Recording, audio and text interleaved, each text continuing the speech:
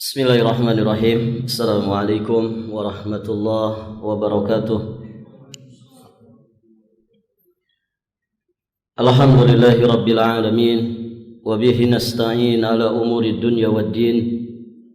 Wassalatu wassalamu ala ashrafil anbiya wa imamil mursalin, nabiyyina Muhammadin alaihi afdalus salati wa atammut taslim, wa ala alihi wa ashabihi ajma'in wa sallama tasliman mazidan ila yaumiddin, thumma amma ba'd. Allahumma inna nas'aluka ilman nafi'an wa na'udzu bika min ilmin la yanfa'. Ya hayyu ya qayyum bi rahmatika nastaghits, aslih lana sya'nana kullah wa la takilna ila anfusina tarfata 'ain. Para hadirin jamaah rahimani wa rahimakumullah, ikhwati fid din wa akhwat fillah, kita masih di pembahasan bab tentang takut kepada Allah Subhanahu wa taala. Dalil pertama sudah ya. Sekarang dalil kedua. Betul ya? Muqaddimah dari bab ini sudah kita bahas. Kemudian dalil pertama di dalam bab ini juga sudah kita bahas. Berikutnya beliau nukilkan firman Allah Subhanahu wa taala di surat At-Taubah ayat yang ke-18. Allah berfirman, ba'da a'udzu billahis samiil alim minasyaitonir rajim, innama ya'muru masajidallahi man amana billahi wal yawmil akhir wa aqama as-salah wa ata az-zakah wa lam yakhsha illa Allah fa'asa ulaika ay yakunu minal muhtadin. Allah berfirman yang artinya hanyalah yang memakmurkan masjid-masjid Allah adalah orang-orang yang beriman kepada Allah dan hari akhir, serta tetap mendirikan salat, menunaikan zakat, dan tidak takut kepada siapapun selain kepada Allah. Maka kata Allah, merekalah orang-orang yang diharapkan termasuk golongan orang-orang yang mendapatkan petunjuk. Para hadirin jamaah yang dirahmati Allah, ayat ini beliau bawakan di bab tentang takut kepada Allah Subhanahu wa taala. Syahidnya dari ayat ini sangat jelas, yakni dari kalimat walam yakhsha illallah. Ketika Allah Subhanahu wa taala menjelaskan sifat orang yang memakmurkan masjid dengan sebenar-benarnya, di antara sifat mereka adalah walam yakhsha illallah. Mereka ini orang-orang yang tidak takut kepada siapapun selain kepada Allah Azza wa Jalla. Dan kita sudah bahas bahwa ada 3 istilah takut. Apa saja itu? Ada 3 istilah untuk mengungkapkan rasa takut ya dalam istilah syariat. Yang pertama apa? Al-khauf. Yang kedua pakai ha, ar-rahbah. Ada yang pakai gha. Kalau pakai gha itu sama dengan roja, ar-raghbah. Nah, yang artinya takut itu pakai ha, ar-rahbah. Kemudian satu lagi al-khasyah. Nah, di surat At-Taubah ini datang dengan ungkapan khasyah, walam yakhsha illallah, dan tidak takut kecuali hanya kepada Allah Subhanahu wa taala. Baik para jamaah yang dirahmati Allah Subhanahu wa taala, dari ayat yang mulia ini kita memahami bahwa ayat ini menunjukkan tentang dalil wajibnya menunjukkan rasa takut hanya kepada Allah Subhanahu wa taala semata. Karena ternyata orang-orang yang dikatakan memakmurkan masjid Yang disebut mereka ini orang-orang yang beriman, ternyata mereka tidak takut kepada siapapun kecuali hanya kepada Allah Subhanahu wa taala. Jadi rasa takut, pengagungan ini merupakan bentuk ibadah kepada Allah Subhanahu wa taala. Karena hanya boleh ditujukan kepada Allah Subhanahu wa taala.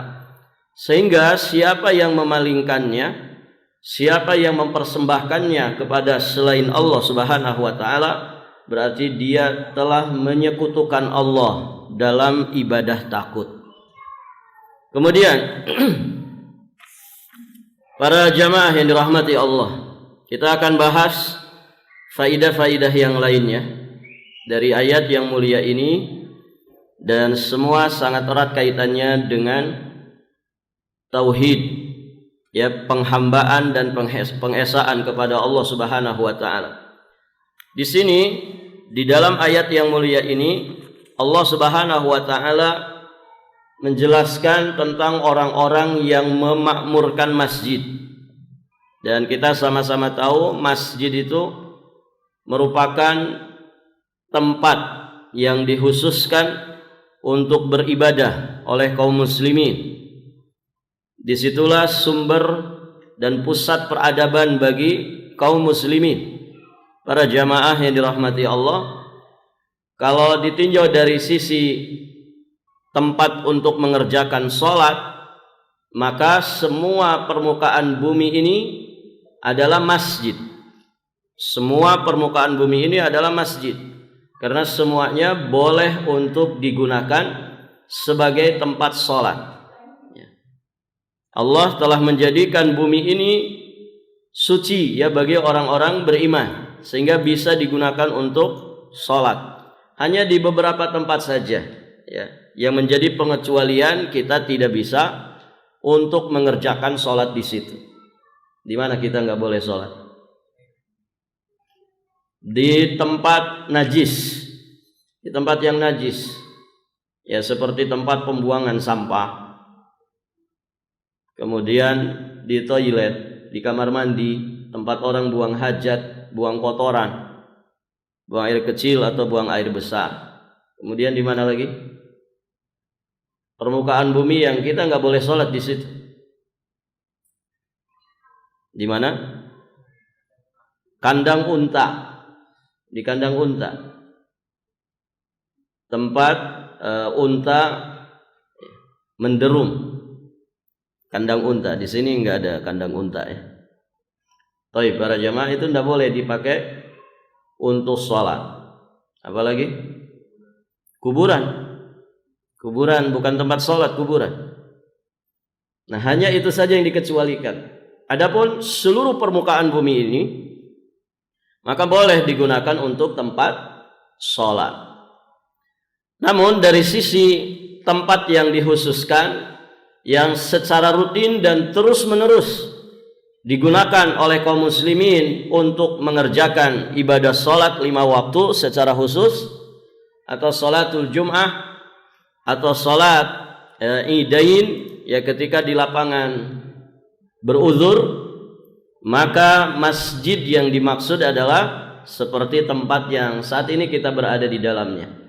Satu kawasan, satu wilayah tertentu yang dikhususkan, ya, dibatasi dengan dinding atau pembatas-pembatas tertentu, kemudian dikhususkan ini adalah masjid. Baik para jamaah. Nah, masjid itu ada dua. Ada masjid saja, ada masjid jami'. Masjid itu maksudnya adalah satu tempat yang khusus dipakai untuk sholat 5 waktu secara rutin, terus menerus di situ. Ada kumandang azan, ada kumandang iqamah, ada imamnya. Digunakan 5 waktu. Nah, ini namanya masjid. Kemudian ada masjid jami'. Masjid jami' adalah masjid yang digunakan oleh kaum muslimin tidak hanya untuk sholat 5 waktu, namun juga dipakai untuk Jumatan, mengumpulkan banyak manusia, banyak kaum muslimin di hari Jumat. Nah, bedanya dengan masjid tadi, kalau masjid itu dia tidak dipakai Jumatan, tapi dipakai 5 waktu. Kalau masjid jami dipakai Jumatan. Nah, masjid ini masjid apa ini, Pak? Jami atau masjid biasa? Masjid jami. Kenapa? Karena dipakai Jumatan. Mungkin dari awal didirikan sudah pakai Jumatan ya, masjid ini. Atau tadinya musola kecil. Ada orang sini asli, Pak? Ya? Oh, dulu rumah saja. Berarti secara bertahap, Pak ya? Tidak langsung ada Jumatan. Barakallahu fiik. Iya, berarti mulai dari masjid, kemudian mungkin dipugar lagi, diperluas lagi, diperlebar lagi, akhirnya mengumpulkan kaum muslimin di hari Jumat. Maka itu namanya masjid jami. Nah, masjid yang dikenal dengan istilah masjid, orang kita nyebutnya apa? Musola. Musola, langgar, surau. Dipakai 5 waktu. Dipakai 5 waktu tapi tidak dipakai Jumatan. Sebetulnya itu pun masjid. Maka adab-adab, hukum-hukum seputar masjid berlaku juga di situ. Begitu ya. Artinya tahiyatul masjid boleh di situ. Taib para jamaah yang dirahmati Allah Subhanahu wa taala. Nah, Allah Subhanahu wa taala menjelaskan tentang orang-orang yang memakmurkan masjid. Kalau ada ungkapan memakmurkan masjid, maka berarti di situ ada anjuran untuk membangun masjid. Sekaligus nanti memakmurkannya. Memakmurkan masjid itu ada 2. Ada memakmurkan ya secara zahir, ada memakmurkan masjid secara maknawi. Pendapat para ulama yang dimaksud adanya perintah memakmurkan masjid adalah dua-duanya. Memakmurkan secara fisik ya dengan cara ya dibuat nyaman, diperbaiki ketika ada kerusakan, diberi wewangian, ya dibersihkan. Pokoknya dibuat orang yang datang ke masjid itu mereka merasa nyaman dan betah ketika beribadah kepada Allah.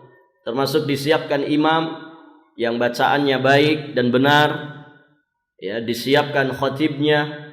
Barakallahu fikum. Baik para jamaah yang dirahmati Allah. Sarana prasarana untuk menjadikan fisik masjid itu baik, ya bisa membuat nyaman orang beribadah, ini termasuk memakmurkan masjid. Ya termasuk memberi wewangian. Kemudian ada memakmurkan secara maknawi.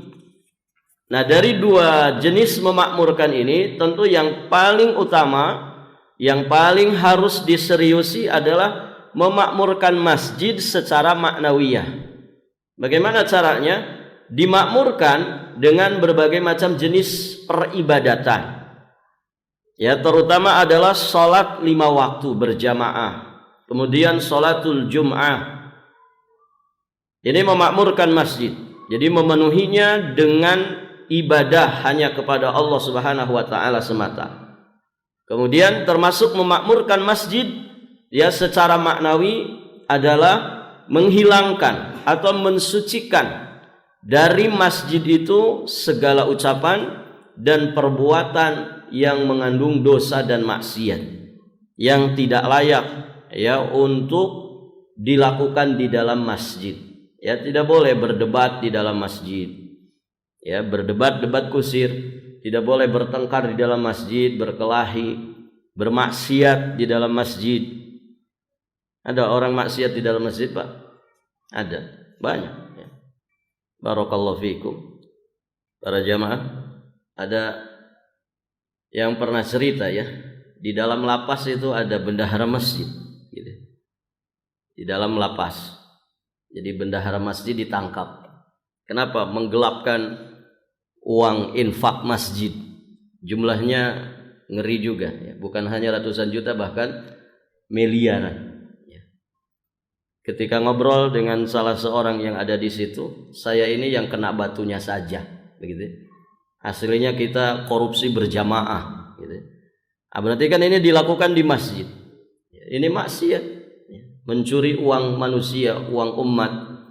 yang digunakan untuk berinfak, bersedekah demi kepentingan Islam dan kaum muslimin, kemudian dikorupsi. Nah, ini dosa besar. Baik para jamaah. Orang berdusta di masjid, berkata bohong, orang bermaksiat, sebagian orang menjadikan masjid tempat pacaran, begitu ya, tempat ketemuan dengan pacarnya. Ya, sebagian masjid kan begitu para jamaah. Bukan dimakmurkan dengan jenis-jenis peribadatan, malah dijadikan tempat wisata. Ya, dibuat taman-taman, dibuat macam-macam di situ. Akhirnya orang ke situ bukan untuk ibadah, tapi untuk nongkrong, untuk selfie, untuk pacaran. Ya. Na'udzubillah. Taib, para jamaah yang dirahmati Allah Subhanahu wa taala. Ini harus dimakmurkan secara maknawiyah. Bersihkan masjid itu dari kotoran-kotoran dosa, maksiat. Harus bersih masjid itu. Jangan dipakai bertengkar. Ya miris kadang para jamaah DKM masjid rapat bertengkar. Ini ada ceritanya, sampai baku hantam di dalam masjid. Ya. Gara-gara rapat DKM mungkin beda pendapat atau gimana. Akhirnya kelahi, betulan kelahi. Bapak-bapak sudah ubanan kelahi. Ya, wal iyadzubillah. Nah, ini haram terjadi di masjid. Memakmurkan masjid bukan hanya memenuhinya dengan ibadah, tapi membersihkan masjid dari semua bentuk dosa dan kemaksiatan. Masjid jangan sampai dijadikan untuk tempat menebar fitnah. Ya, sebagian masjid para jamaah jadi pusat untuk menyebarkan fitnah, menyebarkan syubhat kepada manusia. Na'udzubillah. Ya, gara-gara orang dengerin ceramah di masjid yang ceramahnya isinya syubhat, akhirnya pulang dia malah jadi teroris, begitu ya. Nah, ini enggak boleh. Harus dibersihkan masjid dari yang seperti itu. Jangan sampai ada syubhat di masjid. Menyampaikan ceramah agama harus bersih dari syubhat. Karena ini masjid, rumahnya Allah Subhanahu wa taala. Masjid kalau digunakan untuk niatan jahat, para jamaah yang dirahmati Allah, ya dalam syariat kita disebut masjid dirar. Ini pernah terjadi di masa Nabi. Dibangun oleh orang-orang munafik tapi dalam rangka untuk membangun strategi, ya, dalam rangka menghancurkan Islam dari dalam. Dibangunnya oleh orang munafik. Maka Nabi memerintahkan untuk menghancurkan masjid dirar tersebut. Kalau tidak salah babnya sudah kita bahas. Baik, para jamaah yang dirahmati Allah Subhanahu wa taala. Nah, ini 2 poin penting, memakmurkan masjid secara maknawi. Banyak orang yang mungkin ya perhatian kepada memakmurkan masjid, namun ternyata hanya sebatas pada memakmurkan secara fisik, begitu ya. Mereka lupa bahwa yang paling mendasar itu adalah bagaimana memakmurkan masjid secara maknawiyah. Barakallahu fikum. Saya pernah ngisi di satu tempat masjid di luar kota Balikpapan. Masjidnya besar, Pak. Pas saya pengajian di situ ketemu dengan tukang nyeting tukang nyeting sound systemnya. Masya Allah para jemaah, dia cerita, ini Ustaz proyek 400 juta satu masjid itu, Pak. 400 juta ya. Masya Allah gitu ya. Memang kualitasnya bagus begitu ya. Kualitasnya bagus. Kalau ada yang lebih murah tapi bagus, ya sebaiknya jangan terlalu mahal gitu. 400 juta itu di sebagian daerah itu bisa berdiri masjid megah gitu, dari awal sampai akhir. Ini cuma nyeting untuk sound systemnya saja. Ya pada dasarnya tidak ada masalah. Tapi yang jadi masalah ini yang ngisi masjidnya berapa orang gitu. Ternyata masjid itu nggak penuh juga. Jumatan saja nggak penuh gitu. Nah, ini sangat disayangkan. Ya secara fisik mereka punya perhatian yang besar. Ya, namun secara maknawiyah, memakmurkan masjid secara maknawiyah ini kurang diperhatikan. Kalau Masjidil Haram ini settingan ininya berapa kira-kira, Pak? Mungkin bisa proyek miliaran kan begitu. Tapi kan tiap saat penuh gitu. Memang berhajat untuk itu. Berhajat untuk itu. Ya supaya suaranya dimanapun kedengaran dengan sangat jelas. Dan selalu makmur 24 jam. Gitu ya. Masya Allah. Nah demikian para jamaah. Artinya harus punya skala prioritas. Kalau memang tidak terlalu dibutuhkan ini pembangunan secara fisik, rehab secara fisik, ya jangan dulu. Ini banyak masjid masih gagah, masih bagus, masih nyaman, kemudian dibongkar total. Padahal kan itu infaknya jamaah. Ya sebetulnya dia nggak berhajat untuk itu, tapi mungkin karena lihat masjid yang lain, masya Allah megah bagus, ya akhirnya ya merasa kok masjid kita gini-gini saja. Akhirnya dibongkar total, direhab lagi, ya dan itu tidak mudah kan begitu, bisa menghabiskan waktu 2-3 tahun. Ketika sudah terbangun megah dan sangat luas, diperlebar, ternyata juga yang ngisi itu saja. Nggak ada peningkatan di dalam memakmurkan masjid secara maknawiyah. Nah ini pemborosan para jamaah. Pemborosan. Ada hal-hal yang lebih penting dari itu. Kalau sekiranya masjid masih nyaman, masih layak, ya, toiletnya bersih, gitu ya, tempat wudhunya nyaman, tempat sholatnya bagus, imamnya bacaannya bagus, masya Allah. Ya tinggal kita tingkatkan apa yang kurang, ya, dalam memakmurkan masjid secara maknawiyah. Bukan tidak boleh ngerehab masjid ya. Cuman kita mesti tahu skala prioritasnya. Sudah berhajat belum kita merehab masjid, memperlebar, memperluas? Kita lihat rutinannya. Karena jamaah asli dengan jamaah yang bukan asli kan beda, gitu ya. Kalau jamaah yang mungkin dari luar itu kan modelnya ketika ada momen tertentu saja. Tapi orang sini kira-kira berapa saf yang bisa memakmurkan masjid? Kalau misalkan masih nampung, ya tidak hajat untuk kemudian memperlebar. Nah itu para jamaah yang dirahmati Allah Subhanahu wa taala. Nah, tentang memakmurkan masjid secara maknawiyah ini, Allah Subhanahu wa taala sudah menegaskan. Ya di antaranya di firman Allah surat Jin ayat 18. Wa annal masajida lillahi fala tad'u ma'allahi ahada. Wa annal masajida, dan sesungguhnya masjid-masjid itu hanyalah milik Allah.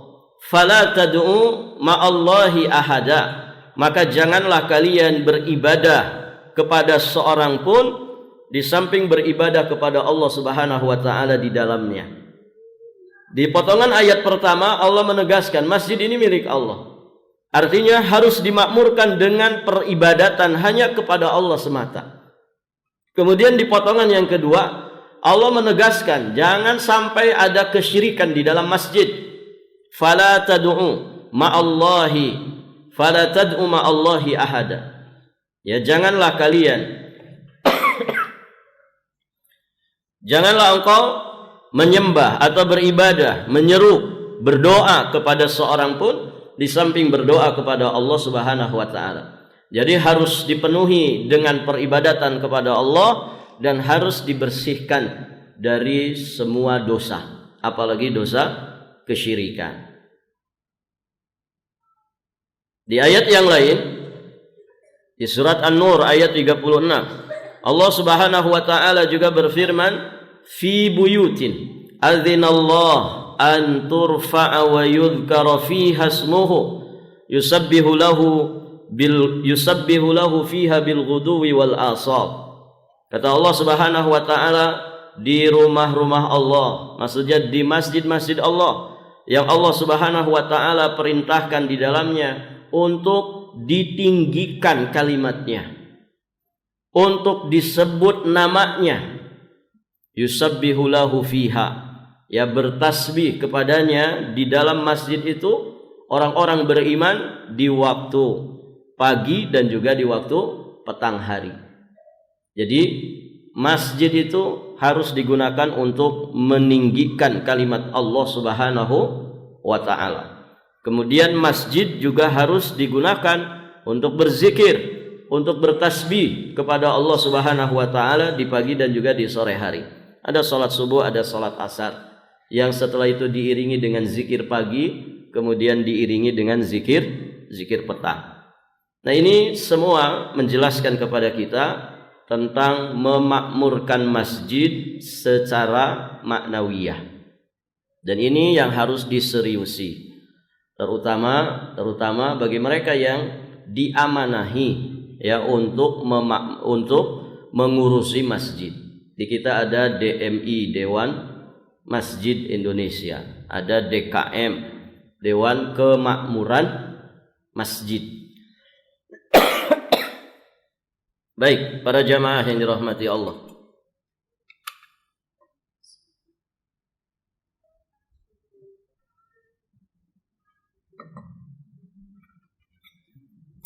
Kemudian Allah sampaikan di sini bahwa yang memakmurkan masjid ada 4 cirinya.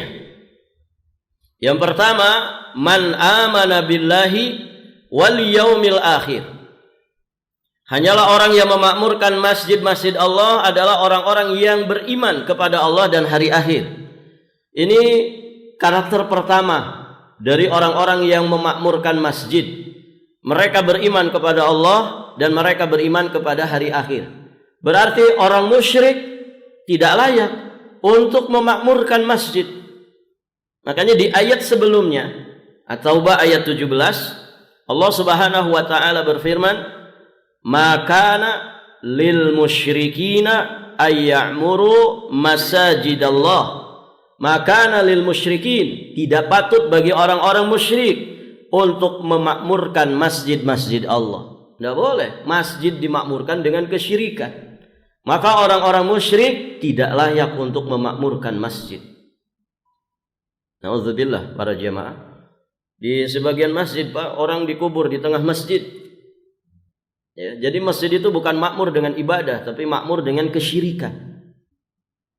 Di sebagian tempat begitu, tempat-tempat pesugihan, tempat-tempat keramat. Ya, saya pernah melihat begitu di tengah masjid persis. Ya, ini masjid misalkan, ini tengahnya ini kuburan. Jadi orang sholat menghadap ke kuburan. Ini kuburannya betul-betul di tengah masjid. Mereka minta-minta kepada orang sudah mati. Ya, padahal itu masjid, mereka sebutnya masjid. Nauzubillah. Makana lil musyrikin an ya'muru masajidallah. Tidak layak, tidak patut bagi orang-orang musyrik memakmurkan masjid-masjid Allah. Innama ya'muru masajidallah man amana billahi wal yaumil akhir. Hanya saja yang memakmurkan masjid-masjid Allah itu hanyalah orang-orang yang beriman kepada Allah dan yaumul akhir. Itulah para muwahhidun, ya ahli tauhid. Kemudian karakter yang kedua, wa aqamas shalah. Yang memakmurkan masjid adalah mereka yang mendirikan salat. Mendirikan salat bukan sekedar melaksanakan. Beda ya. Melaksanakan dengan mendirikan. Kira-kira lebih dalam yang mana? Mendirikan. Kalau orang sudah mendirikan salat, maka salat itu akan menghasilkan fadilah-fadilahnya. Di antaranya tanha 'anil fahsya'i wal munkar. Akan mencegah seseorang itu dari perbuatan keji dan mungkar. Karena orangnya mendirikan iqamah. Dia yuqimus shalah, mendirikan salat, bukan mengerjakan. Kalau mengerjakan mungkin banyak orang mengerjakan salat.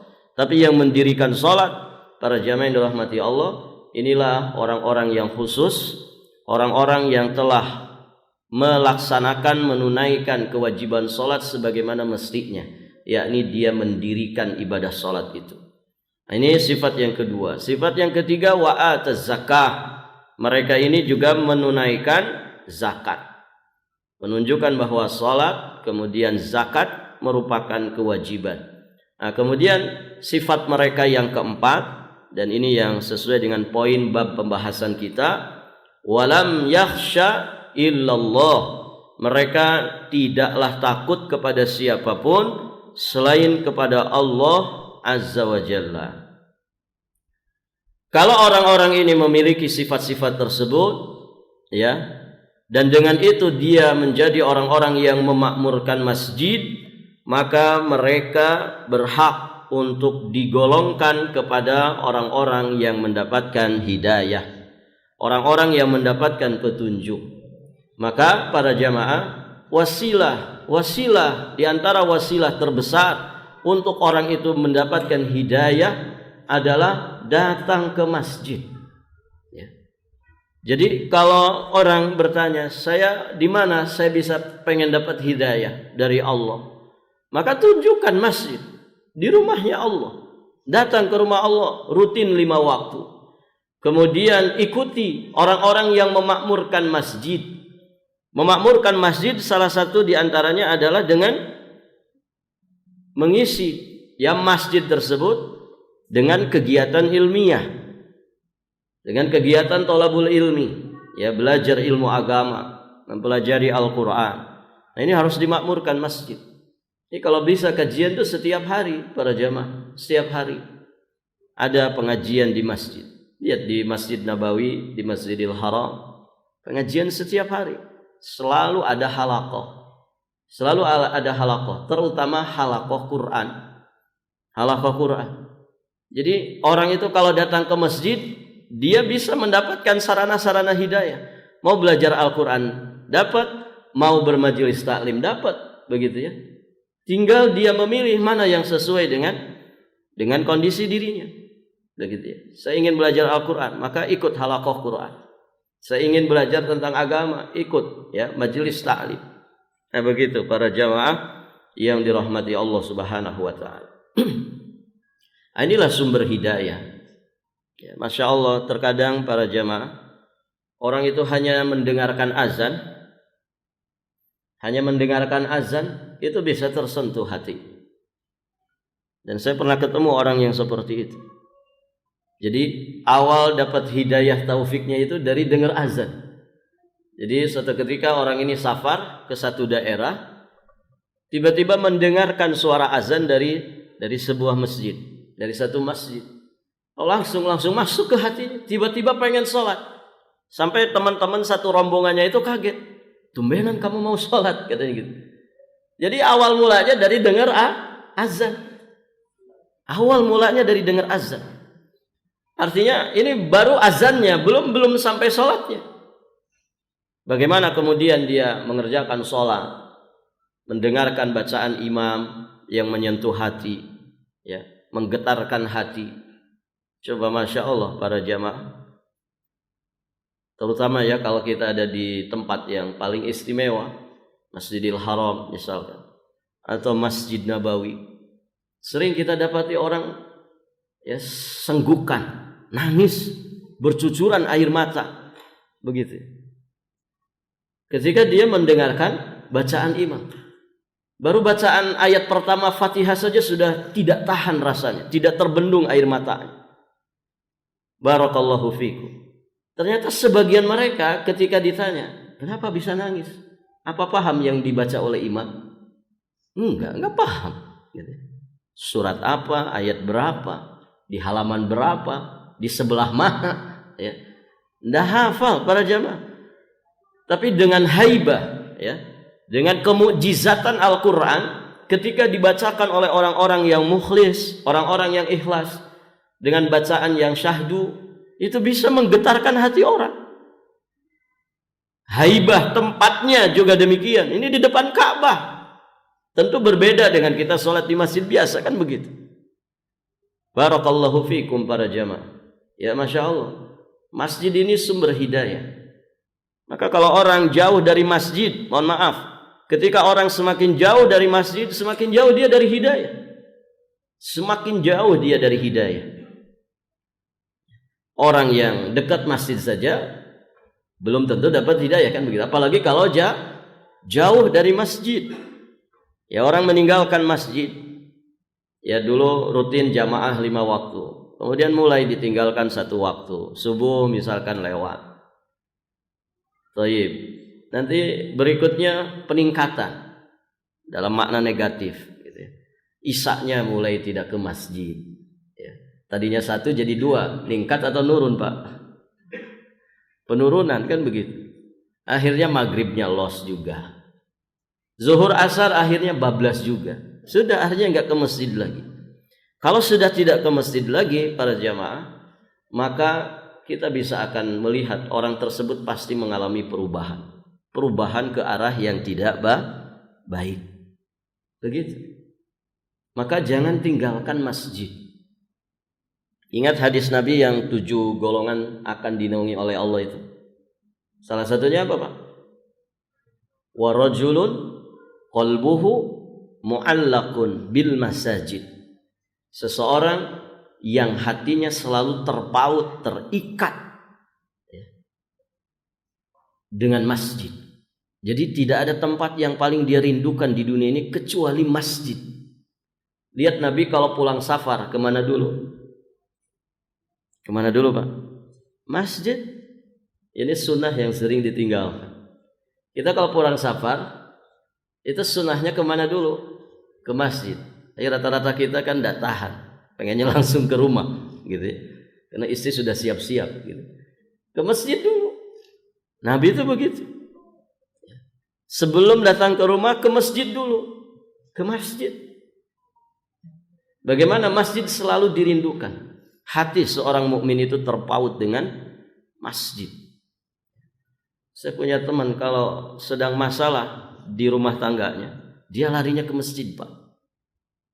Bagus tidak itu? Bagus. Menenangkan hati. Karena aura masjid itu aura yang menenangkan. Gitu kan?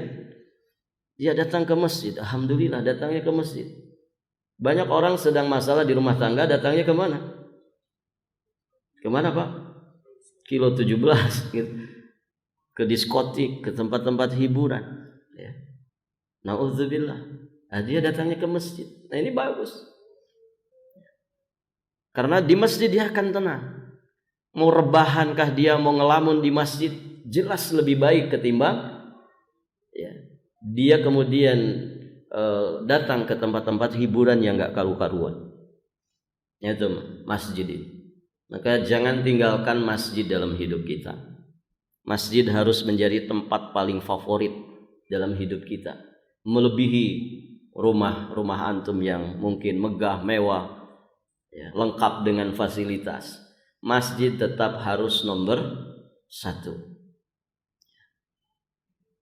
Kita ghibthah ya, Masya Allah, baru viral beberapa waktu lalu ya, seorang imam masjid meninggal dunia saat sujud di Balikpapan itu, Pak.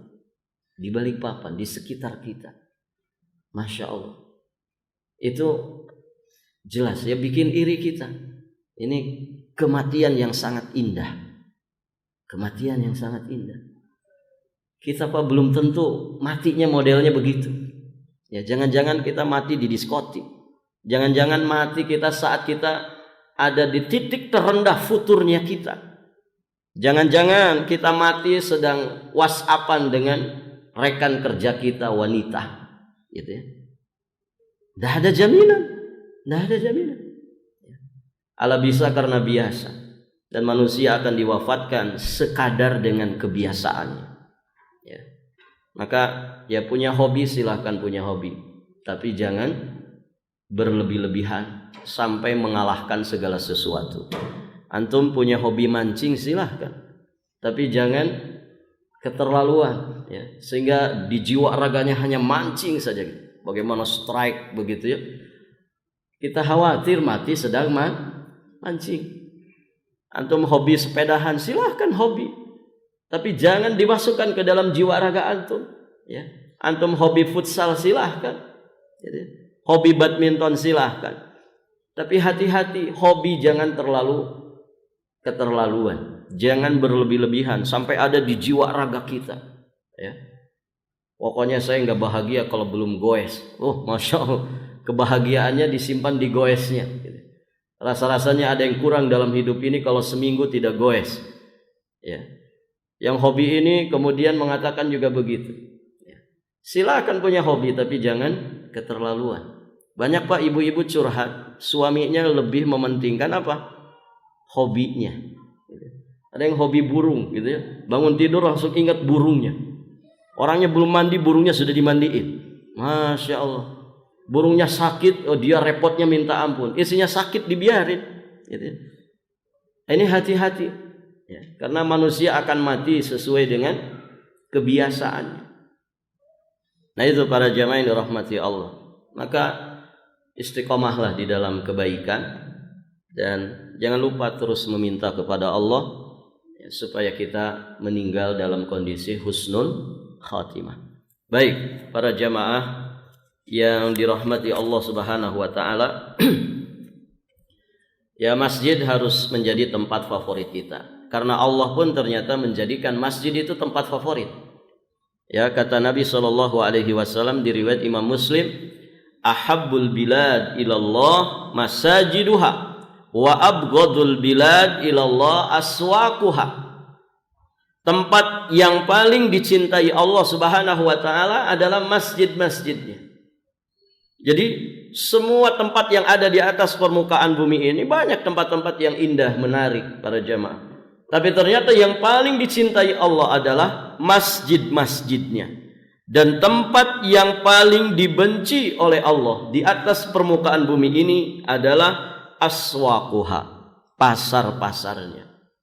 Kenapa? Karena pasar pusat kegiatan dunia, masjid pusat kegiatan agama dan akhirat. Di masjid orang terkondisikan untuk ingat kepada Allah, untuk ingat kepada kehidupan akhirat, untuk ingat fananya dunia. Di pasar orang ingatnya dunia tok, begitu ya. Kebanyakannya begitu. Pasar juga markasnya setan, para jamaah. Pasar tempat orang nipu, tempat orang culas, tempat orang ngurangi takaran, timbangan, ya, tempat orang transaksi riba, tempat orang berjudi, bahkan banyak orang menggunakan pasar tempat berzina. Nauzubillah, ya. Maka ternyata masjid tempat yang paling dicintai oleh Allah. Kalau Allah mencintainya, maka kita pun sebagai mukmin muslim, maka tidak ada tempat yang paling kita cintai kecuali masjid.